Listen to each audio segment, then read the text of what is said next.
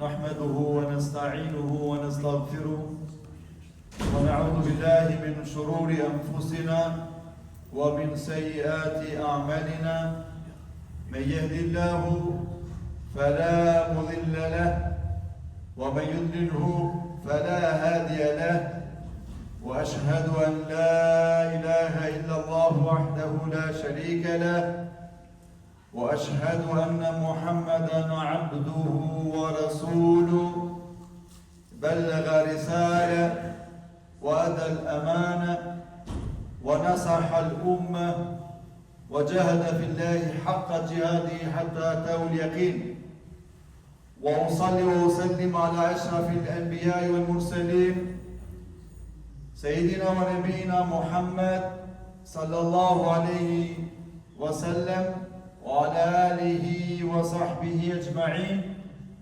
ومن تبعهم بإحسان إلى يوم الدين وصلاة وتسليما كثيرا أما بعد ولقد قال الله عز وجل في تنزيل الحكيم يا أيها الذين آمنوا اتقوا الله حق تقاته ولا تموتن إلا وأنتم مسلمون يا أيها الذين آمنوا اتقوا الله وقولوا قولا سديدا يصلح لكم أعمالكم ويغفر لكم ذنوبكم ومن يطع الله ورسوله فقد فاز فوزا عظيما يا أيها الناس اتقوا ربكم الذي خلقكم من نفس واحدة وخلق منها زوجها وبث منهما رجالا كثيرا ونساء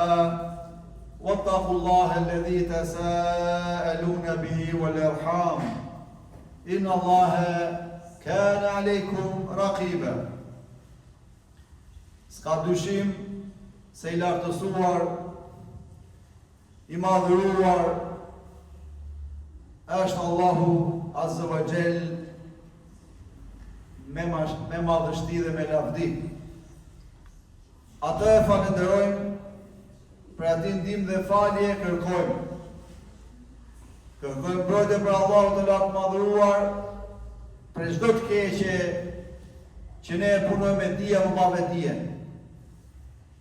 Atë të cilin e udhëzon Allahu I lartë madhëruar në këtë udhëzim madhështor, nuk ka askush që ta largojë nga kjo mirësi kaq e madhe. Dhe mbi atë të cilin nuk prek udhëzimi Allahu xhelle xhelalu, nuk ka askush që ta drejtoj dhe orientoj për në rrugën e drejtë.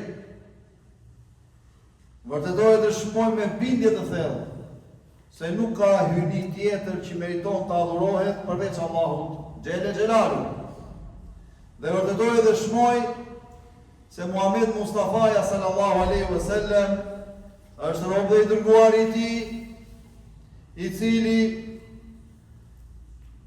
e plotësoi amanetin, e përcolli mesazhin dhe sakrifikoi gjithë jetën e tij në këtë fe madhështore deri pra në fund të jetës së tij. Salavatet, selamet, përshëndetjet tona I dërgojmë I më të mirë e tij, mi familje e tij të ndershme, mi shokët e tij besnik dhe mbar pasuesit e tyre deri në ditën e fundit. Allahu I lartë madhëruar na tregon në librin e tij Fisnik ku thotë: O ju besimtar, o ju që keni besuar, kini frikë Zotin tuaj I cili ju krijoi ju nga një vete e vetme. Dhe mos disni ju vese duke qenë pra musliman në fenë e vërtetë. Thotë Allahu Azza wa Jalla përsëri: O ju besimtar, keni frikë Zotit tuaj dhe thoni gjithmonë të drejtën të vërtetë. Flisni të drejtën, jeni të drejtë. Kudo që ndodheni. Se në këtë mënyrë Allahu xhelle xhelalu do t'ja përmirësoj çështjet tuaja. Do t'ja rregulloj punët tuaja dhe dijeni se ai I cili I bindet Allahu xhelle xhelalu dhe të dërguarit të tij s'ka dyshim se ai njeri ka korrur një fitore të madhe. O ju njerëz, llogariteni vetveten tuaj përpara se të llogariteni tek Allahu Xhele Xhelal. Peshoni veprat tuaja, punët tuaja, përpara se ato të peshohen ditën e gjykimit. Dhe përgatituni për turpimin më të madh që do të ndodhë përpara Allahut Xhele Xhelalu, sepse sot ka punë, vepra, e nuk ka llogari, dhënie. Ndërsa nesër ka llogari, dhënie, e nuk ka vepra. Dhe dijeni se kur t'i fryhet një herë zurit, dhe kur toka dhe malet e lartë ngrihen dhe të thërmohen me një goditje shkatërimtare, atëherë dijeni se do të ndodhi ngjarje e pashmangshme, që është kiameti, dhe do të çahet qielli, që atë ditë do të jetë i thyeshëm. Dhe engjëjt, me lajket e Allahut Azza wa Jell, do të rinë në skajet e tij, qiellit, kurse 8 prej tyre, 8 prej me lajkeve, do të mbajnë fronin arshin e Allahut Azza wa Jell, fronin e Zotit tënd. Atë ditë dijeni se nuk do të mbelni apo do të ngelni pa u zbuluar veprat tuaja. Atë ditë do të mbeteni të zbuluar, dhe asnjë fshehtësi nuk do të mbetet pa u shfaqur. Atë ditë shikon nga e djathta, shikon punën e mira që ke kryer në jetën e kësaj bote. Shikon nga e majta, shikon punët e këqija.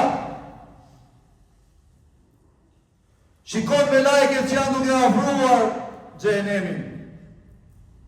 Përpara teje sheh urën e Siratit, që e din do ta kalosh dot apo jo. Si qetësohet robi në vëllezër dhe motra atë ditë? A ka qetësi për robin atë ditë? S'ka dyshim se ka qetësi. Janë disa rregulla ose disa rrugë që robin atë ditë e qetësojnë. Ja qetësojnë zemrën. Ja gëzojnë zemrën e tij. E para është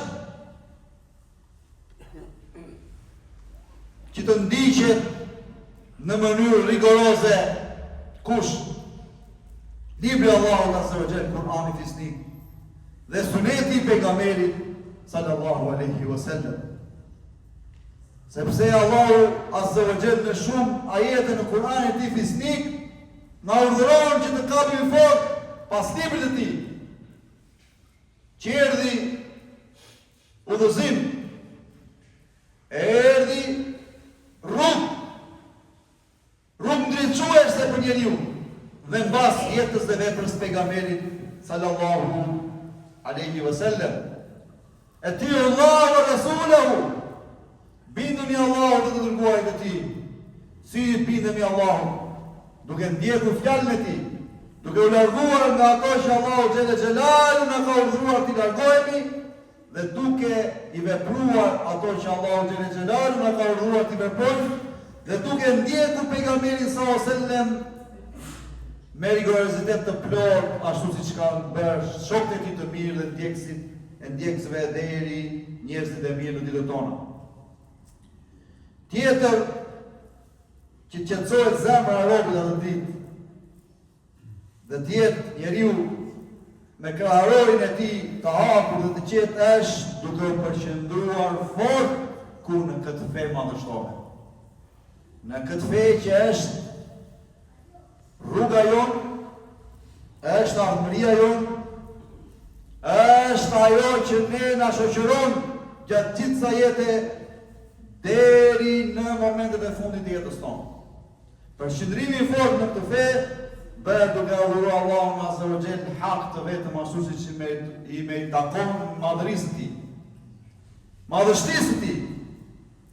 Duke u larguar nga çdo gjë që të largon nga adhurimi dhe madhështimi i Allahut Xhelalu. Tjetër është duke u larguar nga çdo gjë dyshim që mund t'i hyjë njeriu. Se njeriu është qenie e dobët. Ashtu e ka krijuar Allahu Xhelalu për të sprovuar në jetën e kësaj bote. Duhet kemi kujdes se dyshimet janë shumë të rrezikshme ku Allahu Xhelalu thotë në librin e tij fisnik inna ba'da dhanni ithm. Dijeni se dyshime ose disa dyshime janë gjunaf. Janë gjunaf. Prandaj keni kujdes. Largoni çdo dyshim. Largoni shejtanin nga mendjet tuaja. Shejtani atë ku ka. Është zëtuar që do ta largojë birin e Ademit nga rruga e drejtë dhe i fut lloj-lloj dyshimesh në mendin e tij. Si ka mundësi që kjo është krijuar vetë për shembull? Disa nga dyshimet që shejtani i cyt njeriu, se puna e tij është do ta çojë njeriu në idhujtari, në shirk, në atë gjë që Allahu Xhelalu nuk e fal. Prandaj largoni çdo dyshim, çdo gjë të dyshim. Tjetër gjë është nderuar vëllezër dhe motra, duke mos hyrë në ato çështje që nuk të takojnë. Ka thënë pejgamberi sallallahu alaihi wasallam në hadithe të sakta, nga Islami i mirë i një personi, i një njeriu është lënia e asaj që nuk i takon. Është një çështje nuk i takon vllai i dashur dhe motrën e nderuar. Ka njerëz përgjegjës për atë. Mos hyr, mos u fut, sepse fut veten në telashe. Fut veten tënde në telashe. Në tjetër hadith të saktë ka thënë pejgamberi sallallahu alajhi wasallam mos hyr aty ku nuk të takon. Sepse i hap vetes tënde probleme. Shiko punën tënde. Si ti kesh domethënë marrëdhëniet e mira me Zotin fuqiplot. Si të bësh ato vepra që ti e fiton kënaqësinë e Zotit dhe jo hidhurimin e tij. Tjetër të nderuar vëllezër dhe motra është duke mos ndjekur emocione në çështje të caktuara. Mos i ndi çështjet emocionalisht, por trego maturi dhe pjekuri. Sepse duke bërë një çështje që të vërtet nuk e din se si është realiteti, por të ndjen keqardhje për të edhe duke ndjekur emocionet, vepron diçka që bie në kundërshtim me këtë fe madhështore. Dhe pastaj bën një dëm të pa rikuperueshëm. Prandaj thonë të parët tanë, kur je nervoz, mos merr vendim, mos jep premtim, pra mos u emociono. Që të gjykosh, pastaj me drejtësi apo pa drejtësi, sepse s'ka dyshim se do t'jesh i gabuar. Tjetër çështje është që muslimani ja qetëson zemrën atë ditë kur do ketë shumë nevojë në vërtetës dhe motra është duke larguar çfarë? Ignorancë. Dhe këtu bëhet fjala për ignorancën në fe. Kur nuk ke djeni për çështje të caktuara, është më mirë për ty që të heshtësh. Është më mirë për ty mos të diskutosh fare, sepse me një diçka të paditur, ti do të bësh ose do të bëhesh shkak për devijimin e disa njerëzve. Prandaj largoje ignorancën, merru me dije. Ata që thonë sot Islami të lënë në padituri e kanë shumë gabim, Sepse Islami ka ardhur dhe jep rëndësi dijes diturisë. Por se problemi është se muslimanët nuk merren me dituri. Problemi është se muslimanët në botë, në umetin tonë, nuk i japin rëndësi dijes. Kur dihet që Allahu xhël xhelalu ajetet e para të Kuranit që ka zbritur pejgamberi sallallahu alaihi wasallam ka qenë fjalët Iqra bismi rabbika alladhi khalaq. Pra lexo, mëso, studio me emrin e Zotit tënd, i cili të krijoi ty. Se çdo ajet nderuar vëllezër dhe motra ka mesazh të qartë për Zotin e mendjes. Dhe këtu kupton rëndësinë e dijes. Përse muslimanët mos merren me dije, me shkollim, dhe t'i shpikin muslimanët mjetet moderne që i përdorin jo muslimanët kundra nesh sot. Kurse muslimanët ngelin në vend numëror duke ngrënë pilaf e pula, më falni për këtë shprehje vulgare, por kjo është realiteti. Dhe e lën këtë gjë që Allahu e ka urdhëruar. Kur muslimanët u morën me dije në Bagdad, para nesh domethënë, shpikën gjithçka, duke filluar nga mjekësia, matematika, kimia, numrat, gjithçka që sot mburet perëndimi. Muslimanët kanë qenë ata që i kanë shpikur, sepse u morën me dije. U morën me dije, kurse sot kjo nuk ndodh. Pra, prandaj fatkeqësisht kemi ngelur në ignorancë. Dhe dalin për mesin tonë njerëz që nuk din as të lexojnë Kur'an, edhe japin mend një mësuesi, i thonë jo, o mësuesi, ke gabim ti. Ai s'di, mëson mësuesi. Dhe kjo është keqardhje nderuar vëllezër dhe motra, vallaj. Është keqardhje, është për të ardhur keq. Ti e ke burimin dhe kërkon ujë në për vijat e holla që palemet që janë përzier me pisliqe, kur e ke burimin aty. Prandaj largoje ignorancën, merru me dije, vallaj.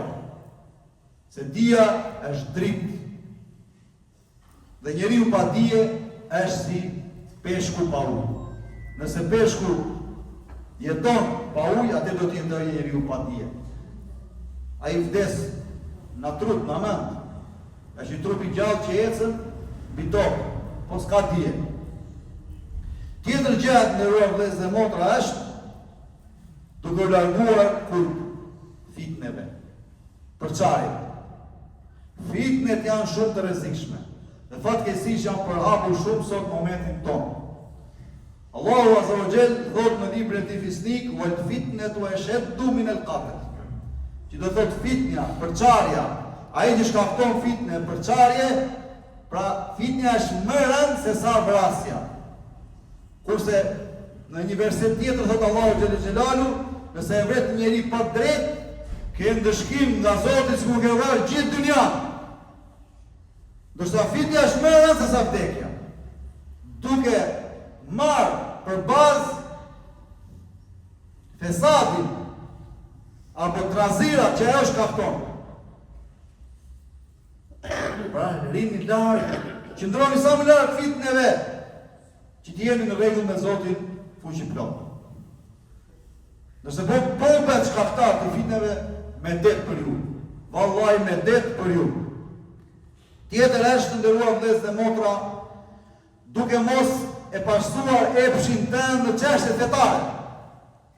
Ndiq argumentet e sakta, se sot elhamdulillah asgjë nuk ka ngel mangët pa u sqaruar në këtë fe.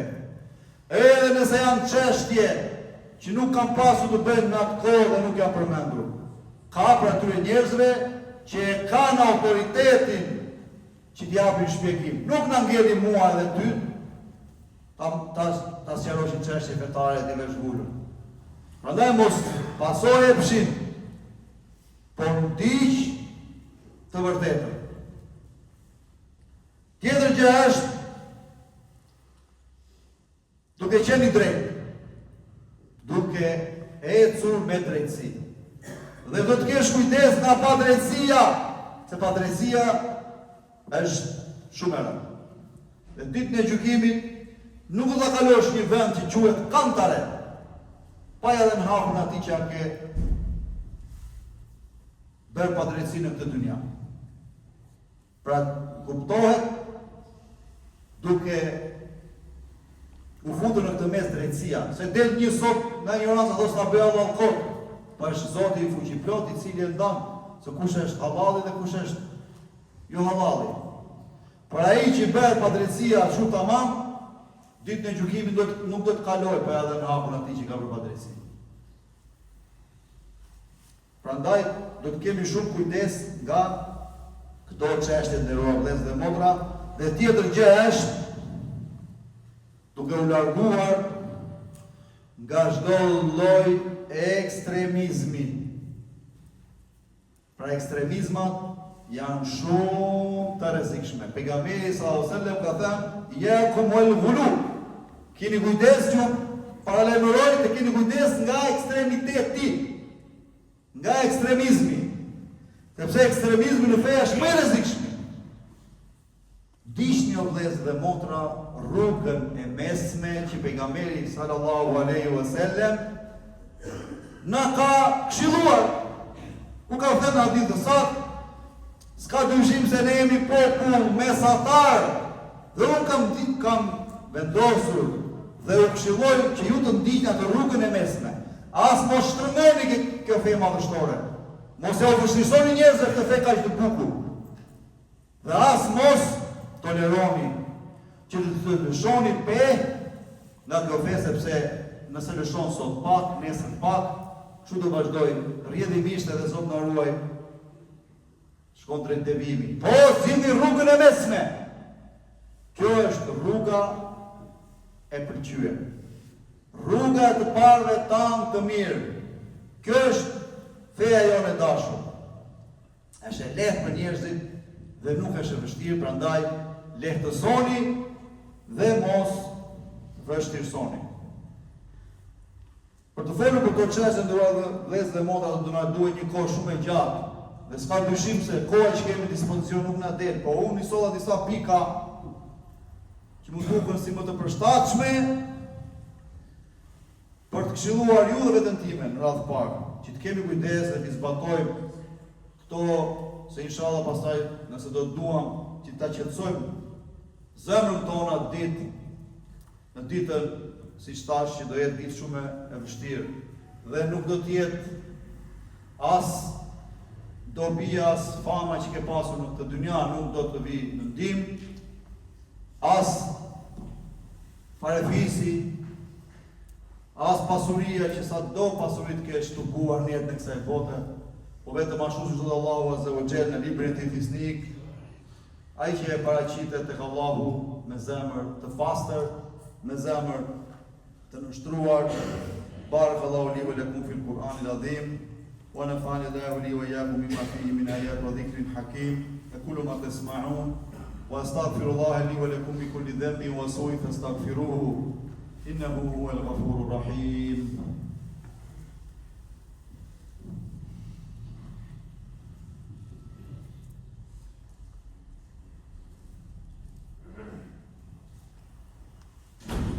الحمد لله وحده والصلاة والسلام على من لا نبي بعده. E lashtë nderuar vëllezër dhe motra për ta përmendur dhe një pikë tjetër të fundit në hutben e dytë. Ajo është duke mos u vënë veshin se çfarë thon njerëzit për ty, apo se çfarë thon ignorantët për ty. Dhe këtu do ta sjell një thënie, një perë nga një prej 4 imamllarëve të mëdhenj që ka njohur historia islame, dhe ai ka qenë Imam Shafiu, Allahu e mëshiroft, ku ka thënë: kush mendon se do të shpëtoj ndaj fjalëve të njerëzve, ta di se ai është i çmendur. Sepse njerëzit kur shpikën për Zotin ton Dhul Xhelal, Trinitetin, thanë se ka 3 zota. Apo kur thanë rejshëm për të dashurin tonë Muhamedit sallallahu alaihi wasallam se kinse na qenkësh magjistari i çmendur, e si presin do të flasin të tjerë për ty. Fjalët e njerëzve janë si gurët, ose ti mbash sipër e të ta thryjë kurrizin, ose të të ndërtosh me ta po shkëmbët tua kull, e të ngrihesh e të triumfosh. Prandaj, mos u merrni me atë çka thonë njerëzit për ty. Po merruni dhe preokuponi vetëm me atë çka Zoti Dhul Xhelal sheh te ti. Pra merru me atë që të afron sa më shumë tek Allahu subhanahu wa ta'ala dhe të bën të arrish kënaqësinë e tij, ridhan e tij. E ku ka më mirë për atë njeri i cili e fiton kënaqësinë e të gjithë pushtetshmit. Se nëse do ta fitosh kënaqësinë e të gjithë pushtetshmit, s'ka dyshim se do të jesh robi më i lumtur dhe do të hysh në xhenetet e larta, në të cilat rrjedhin lumen të kulluar, ku do të ketë pallate prej ari, prej margaritari. Aty nuk do të ketë as dhimbje, as lëndime, as kotje, as gjumë, por se vetëm mirësi nga i gjithë pushtetshmi që i meriton të gjitha lavdet. Prandaj lusë Allahun e plotfuqishëm me emrat e tij të bukur, cilësitë e tij të përsosura absolute, na bëjnë ne për atyre të cilët qetësojnë zemrat e tyre ditën kur do dalin para tij. Na bëjnë ne për atyre të cilët do ta fitojnë kënaqësinë të gjithë pushtetshmit. E lutim Allahun azza wa jall na bëj banor të xheneteve të larta, të xhenetit Firdeus. E lutim Allahun na i lehtësoj jetën e kësaj dynjaje edhe të na afroj sa më shumë ku fitohet kënaqësia e tij. E lutim Allahun të ndihmoj muslimanët dhe muslimanet në mbar botën që janë, sidomos nevojtarët, veçanërisht vëllezërit dhe motrat tona në Palestinë, të cilët kanë kohë që janë sprovuar në agresioni i egër dhe Allahu ja u qert maskat munafikëve, hipokritëve, ata që janë bërë shkak që atje po derë dhe gjak i pavajshëm, dhe ditën e gjykimit vallahi do t'jepet llogari një me një për çdo jetë të pafajshme që është marrë. E lutim Allahun t'i mëshiroj të gjallët tanë, të vdekurit tanë. Wa sallallahu ala sayidina Muhammad sallallahu alaihi wasallam.